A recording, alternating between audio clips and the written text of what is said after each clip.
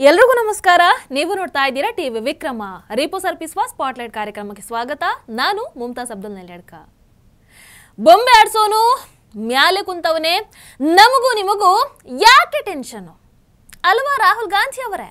ತಾಯಿ ನೋಡಿದ್ರೆ ಮನಮೋಹನ್ ಸಿಂಗ್ ಅವರನ್ನ ಗೊಂಬೆ ಹಾಗೆ ಆಡಿಸಿದ್ರು. ಈಗ ಮಗನನ್ನ ಸೋರೋಸ್ ಗೊಂಬೆ ಹಾಗೆ ಆಡಿಸ್ತಾ ಇದ್ದಾರೆ. ಅಂಡ್ ಆ ರಾಹುಲ್ ಗಾಂಧಿ ಬಂದು ಮೋದಿಜಿಯವರಿಗೆ ಅಯ್ಯೋ ನಿಮಗೆ ಟ್ರಂಪ್ ಕಂಡ್ರೆ ಎಷ್ಟು ಭಯ ಅಲ್ವಾ ಅಂತ ಕೇಳ್ತಾರೆ. ವಾರೆ ವಾ ವೀಕ್ಷಕರೇ, ಮಿಸ್ಟರ್ ರಾಹುಲ್ ಗಾಂಧಿ ಅವರು ನರೇಂದ್ರ ಮೋದಿಜಿಯವರ ವಿಚಾರವಾಗಿ ಒಂದು ಟ್ವೀಟ್ ಅನ್ನ ಮಾಡಿದ್ದಾರೆ. ಏನು ಓದ್ತೀನಿ. PM Modi is frightened of Trump. Number 1, allows Trump to decide and announce that India will not buy Russian oil. Number 2, keeps sending congratulatory messages despite repeated snubs. Number 3, cancel the finance minister's visit to America. Number 4, skipped Sharm el-Sheikh.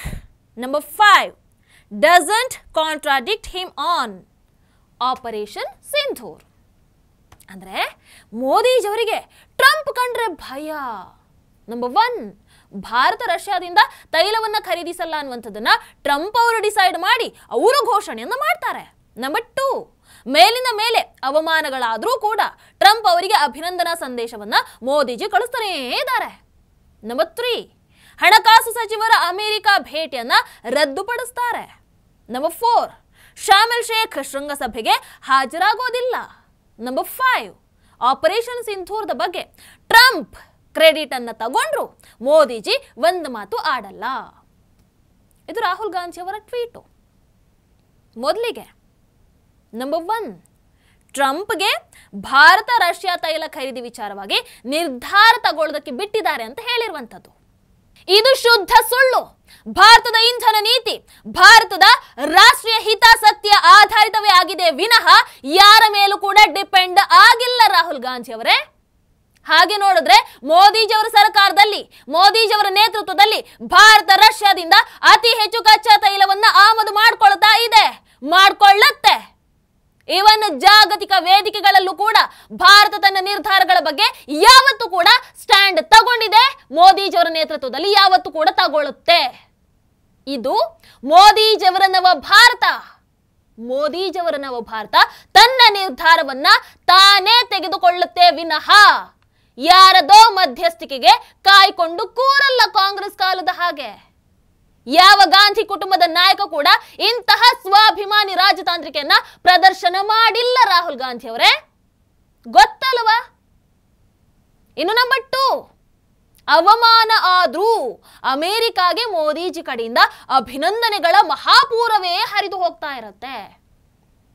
Rahul Gandhi ಅವರೇ, for your kind information, ಅದನ್ನೇ ರಾಜತಾಂತ್ರಿಕತೆ ಅಂತ ಕರೆಯೋದು.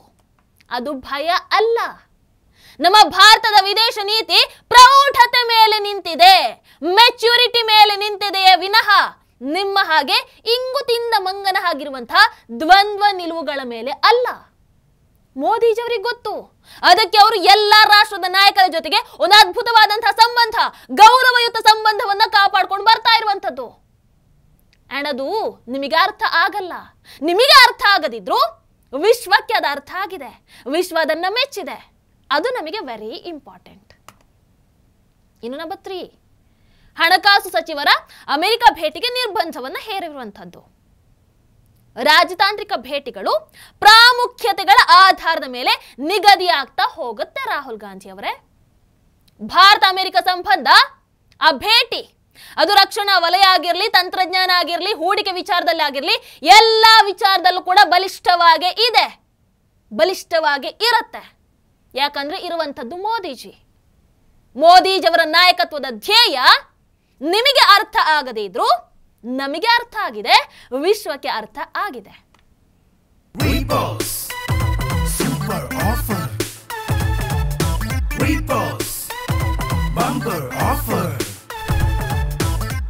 ರೀಪೋಸ್ mattress ಅನ್ನು ಖರೀದಿಸಿ smart ಟಿವಿಯನ್ನು ಉಚಿತವಾಗಿ ಪಡೆಯಿರಿ. ರೀಪೋಸ್ mattress.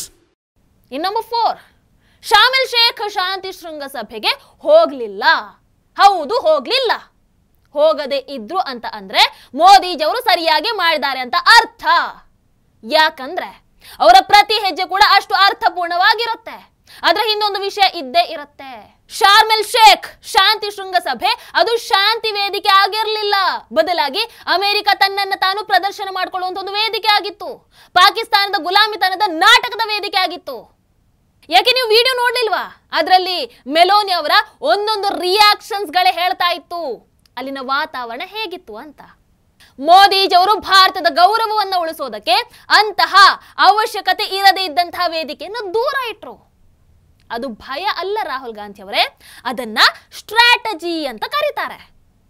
ಇನ್ನು last point, operation ಸಿಂಧೂರದ ಬಗ್ಗೆ ಟ್ರಂಪ್ ವಿಚಾರವಾಗಿ ಮೋದಿಜಿಯವರು ಮೌನವನ್ನು ವಹಿಸಿದ್ದಾರೆ. ರಾಹುಲ್ ಗಾಂಧಿ ಅವರೇ, ಭಾರತ ಯಾವುದೇ ವಿಚಾರ ಆಗಲಿ, ಅಂತಾರಾಷ್ಟ್ರೀಯ ವಿಚಾರನೇ ಆಗಿರಲಿ, ಫ್ಯಾಕ್ಟ್ ಮತ್ತೆ ಫಿಗರ್ಸ್ ಜೊತೆಗೆ ಕೊಡಬೇಕಾದ ಟೈಮಲ್ಲಿ ಅದನ್ನು ಕೊಡ್ತಾರೆ ವಿನಃ ಸೋಷಿಯಲ್ ಮೀಡಿಯಾ ಡ್ರಾಮಾಗೆ ಯಾವುದೇ ರೀತಿಯಾದಂಥ ಉತ್ತರವನ್ನು ಕೊಡುವಂತ ಅವಶ್ಯಕತೆ ಇಲ್ಲ, ಕೊಡಲ್ಲ.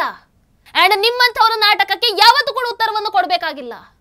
ಮೋದಿಜಿಯವರ ರಾಜತಾಂತ್ರಿಕ ಶೈಲಿ ಹೇಗೆ ಅಂತಂದ್ರೆ ಸೌಂಡ್ ಕಮ್ಮಿ, ಎಫೆಕ್ಟ್ ಜಾಸ್ತಿ. ಅದೆಲ್ಲ ನಿಮಗೆ ಅರ್ಥ ಆಗಲ್ಲ. ರಾಹುಲ್ ಗಾಂಧಿ ಅವರೇ, ಮೋದಿಜಿಯವರ ರಾಜತಾಂತ್ರಿಕತೆ ಭಾರತವನ್ನ ವಿಶ್ವದ ಮುಂದೆ ಯಾವಾಗ್ಲೂ ಕೂಡ ಮೊದಲ ಸ್ಥಾನದಲ್ಲಿಟ್ಟಿರುತ್ತೆ. ಅದಕ್ಕಾಗಿ ಎಂತಹ ದಿಟ್ಟ ಹೆಜ್ಜೆಯನ್ನ ಬೇಕಾದ್ರೂ ಕೂಡ ಮೋದಿಜಿಯವರು ತಗೊಳ್ತಾರೆ. ಒಂದಷ್ಟು ಬಾರಿ ಮೌನವಾಗಿ ಕೂತಿದ್ರು ಕೂಡ, ಅವರು ಮೌನವಾಗಿ ಕಂಡರೂ ಕೂಡ ಆ ಮೌನದಲ್ಲೂ ಒಂದು ಆಟ ಇರುತ್ತೆ, ಒಂದು ದಿಟ್ಟ ಹೆಜ್ಜೆ ಇರುತ್ತೆ. ಇದು ಭಯ ಅಲ್ಲ ರಾಹುಲ್ ಗಾಂಧಿ ಅವರೇ, ಇದನ್ನ ರಾಜತಾಂತ್ರಿಕ ಪ್ರೌಢತೆ ಅಂತ ಹೇಳ್ತಾರೆ.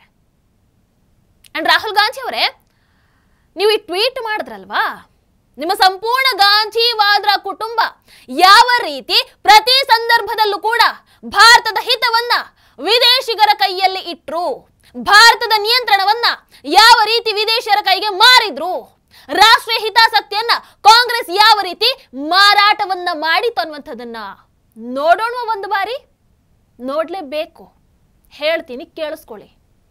ಮೊದಲಿಗೆ ಜವಾಹರ್ಲಾಲ್ ನೆಹರು ವಿಭಜನೆ ಆಗುವಾಗ ಬಲೂಚಿಸ್ತಾನನ್ನ ಪಡೆಯದೆ ಭಾರತದ ಹಿತವನ್ನ ಮಾರ್ತಾರೆ. ನಂಬರ್ 2, ಯುದ್ಧ ಗೆಲ್ತಾ ಇದ್ದಾಗಲೇ ಕಾಶ್ಮೀರ ವಿಚಾರವನ್ನ ಯುಎನ್ಎಗೆ ಎಳ್ಕೊಂಡು ಹೋಗ್ತಾರೆ. ಯಾರು? ನಿಮ್ಮ ನೆಹರು. ಆ ಮೂಲಕ ನಮ್ಮ ಜಯವನ್ನ ಒಂದು ಶಾಶ್ವತ ವಿವಾದ, ಒಂದು ಶಾಶ್ವತ ಸಮಸ್ಯೆಯಾಗಿ ಬದಲಾಯಿಸ್ತಾರೆ. ಇನ್ನು 1962 ಭಾರತ ಚೈನಾ ಯುದ್ಧ, ಭಾರತ ಚೈನಾ ಭಾಯ್ ಭಾಯ್ ಅಂತ ಹೇಳ್ತಾ ಬರ್ತಾ ಇದ್ದಂತಹ ಎಚ್ಚರಿಕೆಗಳನ್ನ ಲೆಕ್ಕಿಸದೆ ಚೈನಾವನ್ನ ನಂಬಿ 1962ರಲ್ಲಿ ಭಾರತ ಅವಮಾನಕರ ರೀತಿಯಲ್ಲಿ ಸೋಲೋ ಹಾಗೆ ಮಾಡಿದ್ದು ನಿಮ್ಮ ನೆಹರು. ಒಮಾನ್ನಿಂದ ಗ್ವಾದಾರ್ ಬಂದರನ್ನ ಖರೀದಿ ಮಾಡದೆ ಬೇರೆಯವರಿಗೆ ಅವಕಾಶ ಮಾಡಿ ಕೊಟ್ಟದ್ದು ನಿಮ್ಮ ನೆಹರು. ಅಕ್ಸಾಯ್ ಚಿನ್ನನ್ನ ಚೈನಾಗೆ ಕೊಡ್ತಾರೆ. ಯಾಕೆ? ಅಲ್ಲಿ ಒಂದು ಹುಲ್ಲು ಕೂಡ ಬೆಳೆಯಲ್ಲ ಅಂತ. ಕೊಟ್ಟಿದ್ದು ಯಾರು? ನಿಮ್ಮ ನೆಹರು. ಯುಎನ್ಎಸ್ಸಿ ಶಾಶ್ವತ ಸದಸ್ಯತ್ವವನ್ನ ಹಾಗೇ ಕೈ ಚೆಲ್ಕೊಳ್ತಾರೆ. ಇನ್ನು ಇಂಡಸ್ ವಾಟರ್ ಟ್ರೀಟಿಯನ್ನ ಒಪ್ಕೊಳ್ತಾರೆ. ಪಾಕಿಸ್ತಾನಕ್ಕೆ ಲಾಭ ಮಾಡ್ತಾರೆ, ಭಾರತದ ರೈತರಿಗೆ ಮೋಸ ಮಾಡ್ತಾರೆ, ಆ ಮೂಲಕ ಭಾರತಕ್ಕೆ ಮೋಸವನ್ನ ಮಾಡ್ತಾರೆ. ಯಾರು? ನಿಮ್ಮದೇ ನೆಹರು. ಇನ್ನು ಮನಮೋಹನ್ ಸಿಂಗ್ ಅಲ್ಲ, ಸೋನಿಯಾ ಗಾಂಧಿ ಅವರ ಆಡಳಿತದಲ್ಲಿ ನಂಬರ್ 1, 2008ರ 26/11 ಮುಂಬೈ ದಾಳಿಯಲ್ಲಿ 150ಕ್ಕೂ ಹೆಚ್ಚು ಭಾರತೀಯರ ಹತ್ಯೆ ಆಗುತ್ತೆ. ಆದ್ರೆ ಕಸಬ್ ಜೀವಂತ ಆಗಿರುವಾಗಲೇ 2010 ಆಗಸ್ಟ್ ಅಲ್ಲಿ ಕಾಂಗ್ರೆಸ್ ಸರ್ಕಾರ ಪಾಕಿಸ್ತಾನಕ್ಕೆ 25 ಮಿಲಿಯನ್ ಹಣವನ್ನ ಕಳಿಸಿಕೊಡುತ್ತೆ. ಯಾಕೆ? ಪ್ರವಾಹ ಪರಿಹಾರ ಅಂತ. ದೇಶದ ಮೇಲೆ ದಾಳಿಯಾದಾಗ್ಲೂ ಕೂಡ ವಾಹ್, ಶತ್ರುವಿನ ಕೈ ಹಿಡಿದಂತಹ ಕಾಂಗ್ರೆಸ್. ಯಾಕೆ ರಾಹುಲ್ ಗಾಂಧಿ ಅವರೇ, ಪಾಕಿಸ್ತಾನ ಕಂಡ್ರೆ ನಿಮಗೆ ಅಷ್ಟೊಂದು ಭಯ ಇತ್ತಾ ಅಥವಾ ಪ್ರೀತಿ ಇತ್ತಾ?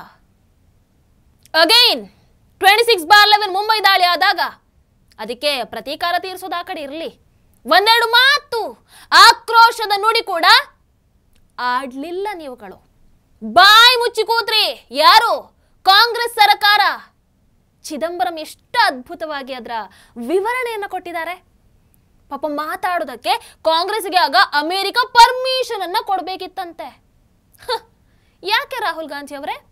ಪಾಕಿಸ್ತಾನವನ್ನ ಕಂಡ್ರೆ, ಅಮೇರಿಕಾವನ್ನ ಕಂಡ್ರೆ ನಿಮಗೆ ಅಷ್ಟೊಂದು ಭಯ ಇತ್ತಾ ಅಥವಾ ಪ್ರೀತಿ ಇತ್ತಾ? ಇನ್ನು ಭಯೋತ್ಪಾದಕ ದಾಳಿಯನ್ನು ನಡೆಸಿದಂತಹ 20ಕ್ಕೂ ಹೆಚ್ಚು ಪಾಕಿಸ್ತಾನಿ ಉಗ್ರರನ್ನ ಬಿಡುಗಡೆ ಮಾಡಿ ಕಳಿಸ್ತೀರಾ?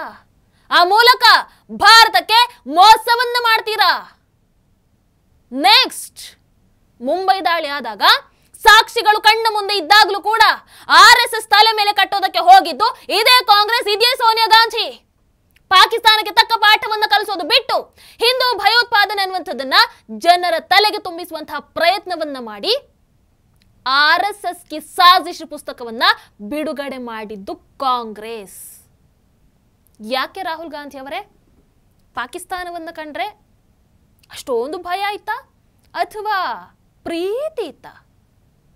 ನೆಕ್ಸ್ಟ್, ಇಂದಿರಾ ಮೇಡಮ್ ಸಂಸತ್ತಿನ ಅನುಮತಿ ಇಲ್ಲದೆ ಕಚತೀವ್ ದ್ವೀಪವನ್ನ ಶ್ರೀಲಂಕಾಗೆ ಉಡುಗೊರೆಯಾಗಿ ನೀಡುತ್ತಾರೆ. ಇನ್ನು 1971ರ ಭಾರತ ಪಾಕ್ ಯುದ್ಧದಲ್ಲಿ ಭಾರತ ಗೆದ್ದು ಸೋಲೋ ಹಾಗೆ ಮಾಡಿದ್ದು ಅಗೈನ್ ಇಂದಿರಾ ಗಾಂಧಿ. 93,000 ಪಾಕಿಸ್ತಾನಿ ಕೈದಿಗಳನ್ನ ಬಿಡಿಸಿ ಕಳಿಸ್ಕೊಡ್ತಾರೆ. ಅವರ ಬಂಧನದಲ್ಲಿದ್ದಂತಹ ನಮ್ಮ ಸೈನಿಕರನ್ನ ಕೇಳಲೇ ಇಲ್ಲ. ಅವರ ಬಗ್ಗೆ ಒಂದು ಮಾತು ಬರಲಿಲ್ಲ. ಅವ್ರು ಏನಾದ್ರೂ ಗೊತ್ತಾ ನಿಮಗೆ? ಕಾಶ್ಮೀರದ ಸಮಸ್ಯೆಯನ್ನ ಪರಿಹರಿಸೋದಕ್ಕೆ ಒಂದು ಅವಕಾಶ ಇತ್ತು. ಆದ್ರೆ ಆ ಕಡೆ ತಿರುಗಿ ಕೂಡ ನೋಡದೆ ತಮ್ಮ ಪಾಡಿಗೆ ತಾವು ಹೋಗ್ತಾರೆ. ಯಾಕೆ ರಾಹುಲ್ ಗಾಂಧಿ ಅವರೇ? ಕೇಳಿದ್ರ ನೀವು? ಇಂದಿರಾ ಗಾಂಧಿ ಅವರಿಗೆ ಪಾಕಿಸ್ತಾನವನ್ನ ಕಂಡ್ರೆ ಅಷ್ಟೊಂದು ಭಯ ಇತ್ತಾ ಅಥವಾ ಪ್ರೀತಿ ಇತ್ತಾ? ಇನ್ನು ರಾಜೀವ್ ಗಾಂಧಿ ಬೋಫೋರ್ಸ್ ಹಗರಣದಿಂದ ಭಾರತದ ರಕ್ಷಣಾ ನಂಬಿಕೆಯನ್ನ ವಿಶ್ವ ಮಟ್ಟದಲ್ಲಿ ಮಣ್ಣು ಪಾಲು ಮಾಡ್ತಾರೆ. ಅದೇ ಈಗ ನಮ್ಮ ಪ್ರಧಾನಮಂತ್ರಿಗಳಾದಂತಹ ನರೇಂದ್ರ ಮೋದಿಜಿಯವರು ಪಾಕಿಸ್ತಾನದ ಒಂದೊಂದು ಆಟಕ್ಕೂ ಕೂಡ ಯಾವ ರೀತಿ ತಿರುಗಿಸಿಕೊಡ್ತಾ ಇದ್ದಾರೆ ಅಂತಂದ್ರೆ ಅವರಿಂದ ಇವತ್ತೇ ಹೇಳೋದಕ್ಕೆ ಆಗ್ತಾ ಇಲ್ಲ ಅವರುಗಳಿಗೆ. Surgical strike, Balakot air strike, operation Sindoor ಎಲ್ಲದರಲ್ಲೂ ಕೂಡ ಭಾರತ ಎದ್ದು ಹೋಗಿ ಮನೆಗೆ ನುಗ್ಗಿ ಹೊಡೆದು ಬಂದಿದೆ. ಬಾಯಿ ಮುಚ್ಕೊಂಡು ತಲೆ ತಗ್ಗಿಸ್ಕೊಂಡು ಯಾವತ್ತೂ ಕೂಡ ಭಾರತ ಕೂತಿಲ್ಲ. ದಶಕಗಳಿಂದ ಸುಮ್ಮನೆ ಬಾಯಿಗೆ ಪ್ಲಾಸ್ಟರ್ ಹಾಕಿ ಕುಳಿತಂಥವ್ರು, ದೇಶದ ಹಿತವನ್ನ ಮಾರಿದಂಥವ್ರು, ದೇಶಕ್ಕೆ ಮೋಸವನ್ನ ಮಾಡಿದಂಥವ್ರು, ಪಾಕಿಸ್ತಾನದ ಮುಂದೆ, ಅಮೆರಿಕದ ಮುಂದೆ ಸರೆಂಡರ್ ಆದಂಥವ್ರು ಇವತ್ತು ಮೋದಿಜಿಯವರಿಗೆ ಧೈರ್ಯದ ಪಾಠವನ್ನ ಹೇಳೋದಕ್ಕೆ ಬರ್ತೀರಾ? ಹೌದಾ ರಾಹುಲ್ ಗಾಂಧಿ ಅವರೇ? ನಿಮಗೆ ಆ ಯೋಗ್ಯತೆ ಇದೆಯಾ? ಇನ್ನು ತಾವು ರಾಹುಲ್ ಗಾಂಧಿ ಖಲಿಸ್ತಾನಿ ಭಯೋತ್ಪಾದಕ ಪನ್ನುವನ್ನ ಹೊಗಳ್ತೀರಾ, ISI ಏಜೆಂಟ್ ಶಾಹಿದ್ ಅಫ್ರೀದಿಯನ್ನ ಹೊಗಳ್ತೀರಾ, ಇನ್ನು surgical strike, air strike, operation Sindoor ಎಲ್ಲ ವಿಚಾರದಲ್ಲೂ ಕೂಡ ಪಾಕಿಸ್ತಾನದ ಪರವಾಗಿ ನಿಲ್ತೀರಾ, ಭಾರತವನ್ನೇ ಪ್ರಶ್ನೆ ಮಾಡ್ತೀರಾ, ಭಾರತವನ್ನೇ ಪ್ರೂಫ್ ಕೇಳ್ತೀರಾ. ಭಾರತ ವಿರೋಧಿ ಇಲ್ಹಾನ್ ಒಮರ್ ಅವರನ್ನ ಭೇಟಿ ಮಾಡಿ ಬರ್ತೀರಾ. ಪಾಕಿಸ್ತಾನಿ ಭಯೋತ್ಪಾದಕ ಹಫೀಜ್ ಸಯೀದ್ ಕೈಯಿಂದ ಮೆಚ್ಚುಗೆಯನ್ನ ಗಳಿಸ್ತೀರಾ. ನೀವೀಗ ಬುದ್ಧಿ ಹೇಳೋಕ್ ಬರೋದು ಯಾರಿಗೆ? ಮೋದಿಜಿಯವರಿಗೆ. ವಾರೇ ವಾ. ಆಮೇಲೆ ಟ್ರಂಪ್ ಅವರಿಗೆ ಮೋದಿಜಿಯವರು ಹೆದರ್ತಾರಂತೆ. ಟ್ರಂಪ್ ಭಾರತದ್ದು ಡೆಡ್ ಎಕಾನಮಿ ಅಂತ ಹೇಳಿದ್ರೆ ಸತ್ಯ ಕಣ್ಣು ಮುಂದೆ ಇದ್ರೂ ಕೂಡ ಹೌದು ಟ್ರಂಪ್ ಸರ್ ಹೇಳಿದ್ದೇ ಸರಿ ಅಂತ ಅವರ ಹಿಂದೆ ಹೋಗುವುದು ಇದೇ ರಾಹುಲ್ ಗಾಂಧಿ. ಭಾರತಕ್ಕೆ ಗೊತ್ತಿರಲ್ಲ, ಆದ್ರೆ ಭಾರತ ಪಾಕಿಸ್ತಾನ ಯುದ್ಧವನ್ನ ನಿಲ್ಲಿಸಿದ್ದು ನಾನೇ ಅಂತ ಟ್ರಂಪ್ ಹೇಳಿದ್ರೆ ಹೌದು ಸರ್ ನೀವು ಹೇಳಿದ್ದೇ ಕರೆಕ್ಟ್ ಅಂತ ಅವರ ಹಿಂದೆ ಹೋಗೋದು ಇದೇ ರಾಹುಲ್ ಗಾಂಧಿ. ಇನ್ನು ಭಾರತಕ್ಕೆ ಗೊತ್ತಿರಲ್ಲ, ಟ್ರಂಪ್ ಬಂದು ಭಾರತ ರಷ್ಯಾದಿಂದ ತೈಲವನ್ನ ಖರೀದಿ ಮಾಡಲ್ಲ ಅಂತಂದ್ರೆ ಹೌದು ಸರ್ ನೀವು ಹೇಳಿದ್ದೇ ಕರೆಕ್ಟ್ ಅಂತ ಅವರ ಹಿಂದೆ ಹೋಗೋದು ಇದೇ ರಾಹುಲ್ ಗಾಂಧಿ. ಆಮೇಲೆ ಬಂದು ಮೋದಿಜಿ ಟ್ರಂಪ್ಗೆ ಭಯ ಪಡ್ತಾರಲ್ವಾ ಅಂತ ಅದನ್ನ ಹೇಳೋದು ಕೂಡ ಇದೇ ರಾಹುಲ್ ಗಾಂಧಿ. ಅಬ್ಬಬ್ಬಬ್ಬಬ್ಬ, ಎಲ್ಲಿಂದೆಲ್ಲ ಬರ್ತಾರೋ ಅರ್ಥ ಆಗಲ್ಲ. ವೀಕ್ಷಕರೇ, ನಾನು ಹೇಳೋದಿಷ್ಟೇ, ರಾಹುಲ್ ಗಾಂಧಿ ತಮ್ಮ ಪಕ್ಷವನ್ನೇ ಸರಿಯಾಗಿ ಎಲ್ಲರನ್ನ ಒಗ್ಗೂಡಿಸ್ಕೊಂಡು ಮುನ್ನಡೆಸ್ಕೊಂಡು ಹೋಗೋದಕ್ಕೆ ಆಗದಂತಹ ಆ ವ್ಯಕ್ತಿ ದೇಶವನ್ನೇ ಯಶಸ್ವಿಯಾಗಿ ಮುನ್ನಡೆಸ್ತಾ ಇರುವಂತಹ ಮೋದಿಜಿಯವರಿಗೆ ರಾಜತಾಂತ್ರಿಕತೆಯ ಪಾಠವನ್ನ ಮಾಡೋದಕ್ಕೆ ಬರ್ತಾರೆ. ವಾರೇ ವಾ, what A joke. What a joke.